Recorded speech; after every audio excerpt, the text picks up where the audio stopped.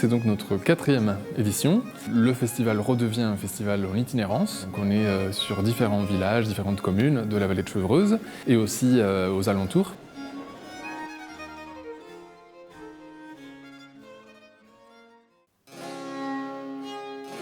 Chaque année, j'aime bien inviter des musiciens. On a la chance inouïe d'accueillir Lucille Boulanger comme invitée d'honneur. Et Lucille Boulanger, qui est une gueule de gambe extraordinaire et qui a été déjà fortement remarquée. Nous sommes l'ensemble Suspiratio. Nous jouons principalement de la musique ancienne du XVIIe et du XVIIIe siècle, avec une attention particulière portée au répertoire méconnu.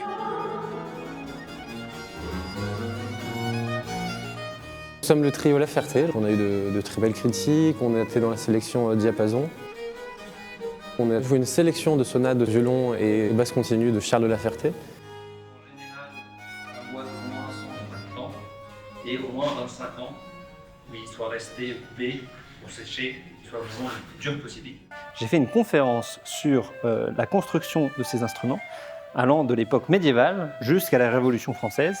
Le but de ces conférences, c'est de faire découvrir ce patrimoine musical et qu'on puisse avoir un dialogue sur d'où vient la construction, quelles sont les questions sociales de chaque période. Il était une fois un chevalier qui n'avait jamais quitté son armure. Le Chevalier Vainqueur, c'est un spectacle autour d'un chevalier qui est enfermé dans son armure, qui a du mal à sentir les émotions, les sensations, et qui va faire une rencontre qui va l'aider à se libérer. Par où commencer? Quel trajet choisir? On a de la mise en scène avec théâtre, danse, illustration, musique. Le 7 juin, nous étions à l'église d'Aufargis pour vous présenter un projet autour de Venise et Londres, qui au XVIIIe siècle étaient vraiment des carrefours culturels. C'est à cette beauté qui n'a point de seconde qu'est réservé l'honneur de vaincre l'univers. Le spectacle a été créé en partenariat avec le Musée national de Port-Royal des Champs. Ça me semblait très important de rendre hommage à la personnalité de Jacqueline Pascal, dont on connaît le frère Blaise Pascal. Elle a été reconnue pour son talent de créatrice, de poétesse.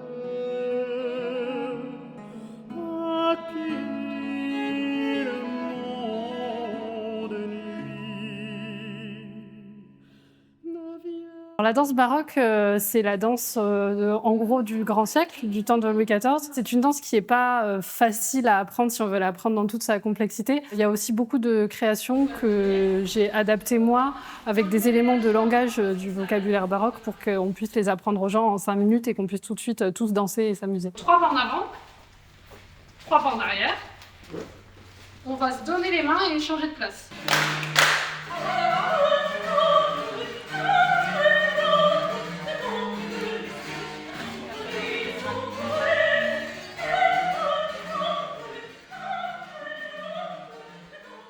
C'est une musique encore vivante. Dansante, très souvent virtuose. Et aussi accessible à travers des concerts qui privilégient l'émotion et la proximité avec le public. Ça s'adresse à tout public. Pendant le concert, on prend aussi la parole et on explique, on donne des pistes d'écoute et on explique aussi quelle est cette démarche historiquement informée.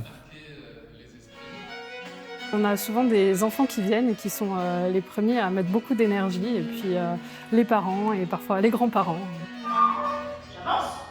Là, je frappe. Ce sujet-là, le chevalier qui se déconstruit, qui est très d'actualité, et puis un thème d'éducation important.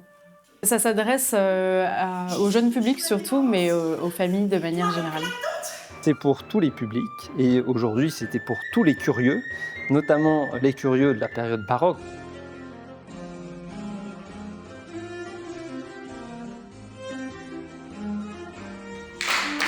Cave-Brossard, c'est une association de copains au départ. L'atmosphère est bon enfant et je vois que ça réunit des gens qui ont un peu les mêmes intérêts. Merci de toute cette énergie et puis de faire vivre des lieux aussi beaux que le domaine de Dampierre et puis tous les lieux de la vallée qui font toujours très plaisir à découvrir aussi en tant qu'artiste. Un immense merci à tous les gens qui travaillent dans le festival et dans la structure. On poursuit la collaboration avec nos bénévoles qui se donnent à fond pour que le public se sente à l'aise et pour que le spectacle soit vraiment un moment convivial aussi bien pendant, avant qu'après.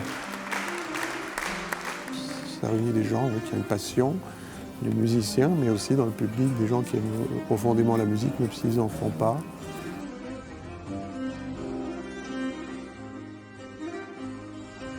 Très content que ça puisse perdurer, que ça puisse s'installer dans le territoire et de faire vivre aussi le patrimoine. Ce serait pas mal qu'il y ait un endroit central. Ce serait ça qui pourrait fédérer un peu toutes ces énergies. On est très content de pouvoir rejouer ensemble et puis que l'association s'étende.